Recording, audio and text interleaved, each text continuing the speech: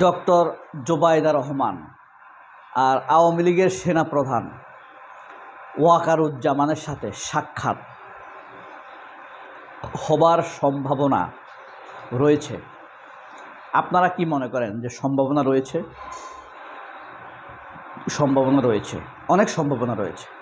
তবে ফ্যাক্ট হতে পারে, পার্থক্যটা হতে পারে এখানে যে বেগম খালেদা জিয়ার সাথে যখন ওয়াকারুজ্জামান সাক্ষাৎ করেন তখন কিন্তু সবাইকে জানিয়ে করেছেন, কিন্তু ডক্টর জোবায়দা রহমানের সাথে যখন সাক্ষাৎ করবে ওয়াকারুজ্জামান তখন গোপনে করবে, সবাইকে জানাবে না। আপনাদের কি মনে আছে বাংলাদেশের সাবেক প্রধানমন্ত্রী বেগম খালেদা জিয়ার সাথে আওয়ামী লীগের সেনাপ্রধান ওয়াকারুজ্জামান সস্ত্রী গিয়ে সাক্ষাৎ করেছিলেন? পত্রপত্রিকায় সবখানে তার এটা নিয়ে প্রশংসা করা হয়েছিল যে অসুস্থ খালেদা জিয়াকে তিনি দেখতে গিয়েছেন। একজন সাবেক জেনারেলের স্ত্রী হিসাবে, অর্থাৎ জেনারেল জিয়াউর রহমানের স্ত্রী হিসাবে দেখতে গিয়েছেন ওয়াকারুজ্জামান। কিন্তু ফ্যাক্ট হলো 10 বছর কিন্তু খালেদা জিয়া অত্যাচার নির্যাতন ভোগ করেছেন, তখন ওয়াকারুজ্জামানের এই বোধ উদয় হয়নি। হ্যাঁ, আমি সেটাকে সরলভাবে দেখিনি।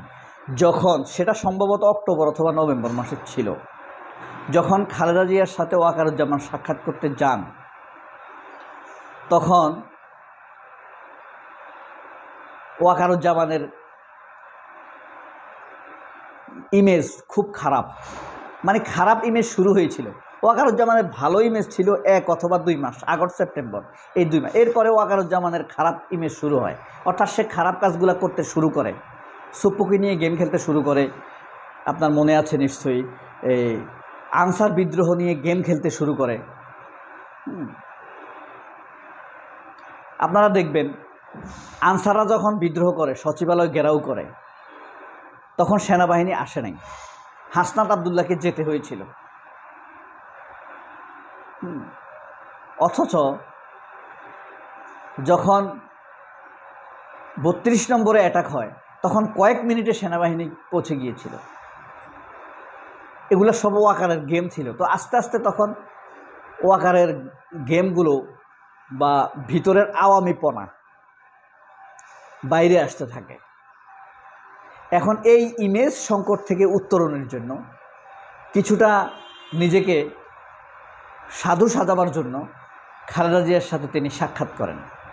এক ঢিলে 2 পাখি বলি না, তিনি এক ঢিলে কয়েক পাখি মেরেছেন। তার বিরুদ্ধে বিএনপির যে ক্ষোভ ছিল সেটি দমানোর চেষ্টা করেছেন। খালেদা জিয়া একজন তুমুল জনপ্রিয় নেত্রী, তাকে দেখতে গিয়েছেন। জেনারেলের স্ত্রী হিসেবে আর্মির ভিতরে থাকা ক্ষোভ, যেসব আর্মির ক্ষোভ ছিল তাদের ক্ষোভকে দমন করেছেন। তারপরে তারেক জিয়ার সফট কর্নার নিয়েছেন। তারপরে তার বিরুদ্ধে যে বিডিআর বিদ্রোহের একজন কুশীলব হিসাবে অভিযোগ ছিল, সেই ক্ষোভের আগুনকে দমাবার চেষ্টা করেছেন। তাহলে বুঝেন এক ঢিলে তিনি কত পাখি মারার চেষ্টা করেছেন। তাহলে এই সকল উদ্দেশ্য নিয়ে তিনি বেগম খালেদা জিয়ার সাথে সাক্ষাৎ করেছেন। তাহলে জোবায়দা রহমানের সাথে কি উদ্দেশ্য নিয়ে তিনি সাক্ষাৎ করবেন? সেখানে তো কিছু উদ্দেশ্য থাকবে। এখানেও তিনি এক ঢিলে অনেক পাখি মারবেন। 1 নাম্বার হলো জোবায়দা রহমানের কাছ থেকে, ডক্টর জোবায়দা রহমানের কাছ থেকে তিনি প্রতিশ্রুতি নেওয়ার চেষ্টা করবেন যে আর্মির ভিতরে থাকা দুষ্কৃতিকারী যেসব অপরাধী সেনা অফিসার আছে, গুম খুন, হত্যা, নির্যাতন, লুটতরাজের সাথে যারা জড়িত, তাদের ব্যাপারে যেন বিএনপি সোচ্চার না হয়। জোবায়দা রহমান যেন আওয়ামী লীগকে নির্বাচন করতে দেওয়ার ব্যাপারে নরম থাকে, এই এজেন্ডা ওয়াকারের থাকবেই। ওয়াকার এখন আওয়ামী লীগের প্রধান সংগঠক। আর কি আছে আপনি বলেন তো? আরও থাকতে পারে। সেটি হলো আওয়ামী লীগের যত ব্যবসায়ী আছে, অলিগার্ক, ধরকুবের, সালমান এফ রহমান, মেঘনা গ্রুপ, মাফিয়া, এদের ব্যাপারে যেন বিএনপি সফট থাকে, কোনো কঠিন ব্যবস্থা যেন না নেওয়া হয়। তারপরে আওয়ামী লীগের যে টেলিভিশন চ্যানেলগুলো আছে এগুলার বিএনপি যেন বিভিন্ন লোককে শেয়ার দিয়ে হলেও টেলিভিশন চ্যানেলগুলো, আওয়ামী লীগের টেলিভিশন চ্যানেলগুলো রক্ষা করা হয়। আর জামায়াতকে এবং অন্যান্য ইসলামিক দলগুলোকে যেন মোটেই ছাড় দেয়া না হয়। এই প্রতিশ্রুতিগুলো জোবাইদা রহমানের কাছ থেকে আদায় করবেন। এখন কথা হলো, এই যে ওয়াকার যে এজেন্ডা বাস্তবায়ন করবেন, আপনি তার এজেন্ডা কিন্তু সেম। আওয়ামী লীগ পুনর্বাসন, অপরাধী সেনা অফিসারদেরকে রক্ষা করা,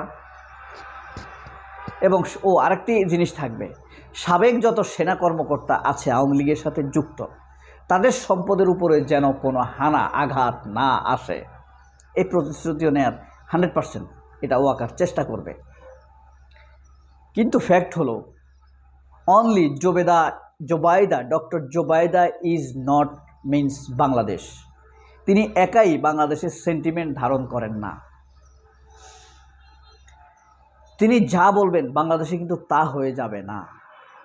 তবে হ্যাঁ, জোবাইদা রহমানের এটিকেট, সভ্যতা, ভদ্রতা সারা বাংলাদেশে, বিএনপি তথা সারা বাংলাদেশে সুবিদিত, সুপরিচিত। তার পারিবারিক ঐতিহ্য, সম্মান এবং ফ্যামিলি লাইন অত্যন্ত স্ট্রং, সুশিক্ষিত, আচরণে, সৌন্দর্যে, মার্জিত ব্যবহার সব কিছুতেই তিনি সবার কাছে গ্রহণযোগ্য। এখন পর্যন্ত বাংলাদেশে তিনি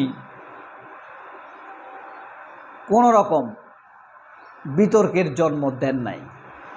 জোবাইদা রহমানের সবচাইতে বিশেষত্ব এটাই, তার বিবাহিত জীবনের 27 বছরের ইতিহাসে তিনি আজ পর্যন্ত, এর মধ্যে তার শাশুড়ি দুইবার প্রধানমন্ত্রী হয়েছেন, কিন্তু আজ পর্যন্ত জোবাইদা রহমানের কোনো বিতর্ক, রাজনৈতিক পর্যায়ে তো নয়, ব্যক্তিগত পর্যায়েও কোনো বিতর্ক জন্ম দেন নাই।